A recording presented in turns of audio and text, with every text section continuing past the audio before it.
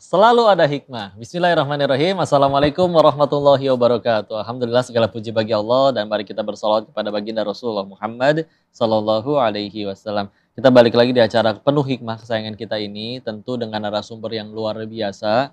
Kali ini seorang guru yang luar biasa yang perjalanan menuntut ilmunya amat sangat tidak mudah, tapi sekarang sudah selesai pendidikan tertingginya PKS 3 dan juga aktif menuliskan buku-buku belajar bahasa Inggris. Semoga jadi pahala jarah yang mengalir luar biasa bagi beliau ya. Kita langsung aja tanya-tanya kepada guru kita, Bapak Otong Setiawan Johari. Assalamualaikum Pak Otong. Waalaikumsalam warahmatullahi wabarakatuh. Nama belakang saya Indonesianya Denny Setiawan juga Pak. Sama ya. Iya, Pak Otong. Pak Otong izin tanya-tanya ya. Iya, baik. Pak Otong, Masya Allah. Ceritain dong apa nih perjuangan paling luar biasanya dari awal terlahir di keluarga kita yang mana nggak bisa milih ya. Tapi ada yang bisa mudah sekali untuk sekolah atau bahkan bangun sekolah sendiri.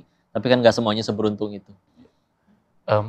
Awalnya orang tua saya itu bangkrut usahanya. Mm-mm. Yang menanggung beban keluarga adalah ibu. Mm-mm. Saya sangat prihatin dan kasihan pada ibu. Ibu itu harus membiayai 7 anak Bapak sendirian. 7 bersaudara? 7 bersaudara. Oh, saya anak keempat. Masya Allah. Kakak saya perempuan semua, saya laki-laki paling besar. Oh, Masya Saya Allah. berpikir karena saya anak laki-laki paling besar, kalau saya tidak menjadi beban ibu, minimal ibu diringankan Iya. bebannya. Sehingga saya berusaha bagaimana supaya meringankan beban ibu. Mm. Saya sejak SD mencoba untuk berjualan. Berjualan itu minimal untuk menghidupi diri Diri sendiri. sendiri, nggak minta uang jajan lah ya. Betul. Kalau bisa saya juga mungkin memberi sedikit pada orang tua. Bisa ngasih ya. Nah, bangkrutnya tadi tahun berapa Pak? Maaf.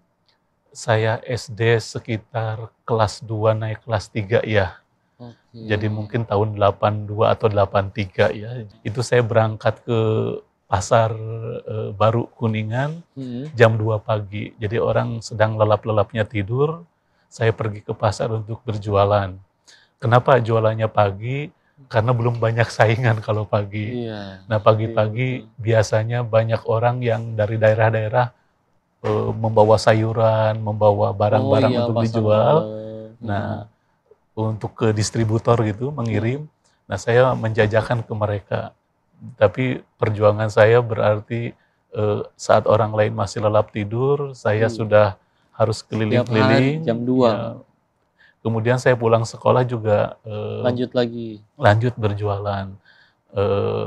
Karena kalau dengan berjualan itulah kira-kira saya bisa hidup dan menghidupi diri sendiri dan bisa meringankan beban orang tua. Jadi uang pangkal semuanya benar-benar sendiri Pak? Setiap kali daftar Sejak ke SD SMA? semua oleh diri sendiri ya. Ada nggak sih Pak kejadian nyakitin atau nggak terlupakan atau jadi asongan, diusir, atau juga waktu itu orang tua ngelihatnya gimana Pak? Waktu akhirnya yang lain masih pada bisa belajar atau bahkan masih tidur, ini udah harus berangkat. Yang saya rasakan begini,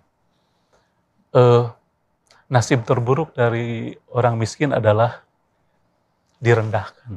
Iya. Direndahkan itu sungguh sangat menyakitkan. Tapi faktanya memang saya dari keluarga miskin, saya berjuang untuk mengubah nasib, maka saya dihina di sekolah, disebut bau.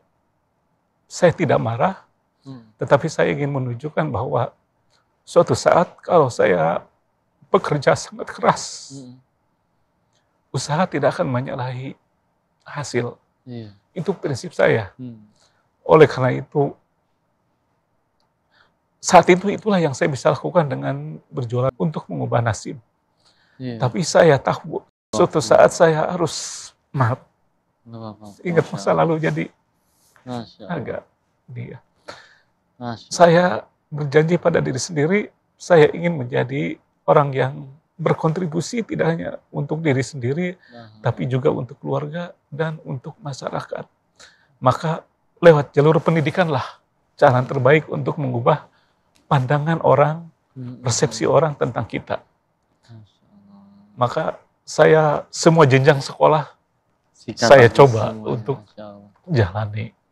Gitu pemirsa ya, alhamdulillah. Kalau ada yang nggak bisa milih terlahir di keluarga seperti apapun itu, direndahkan udah paling menyakitkan memang.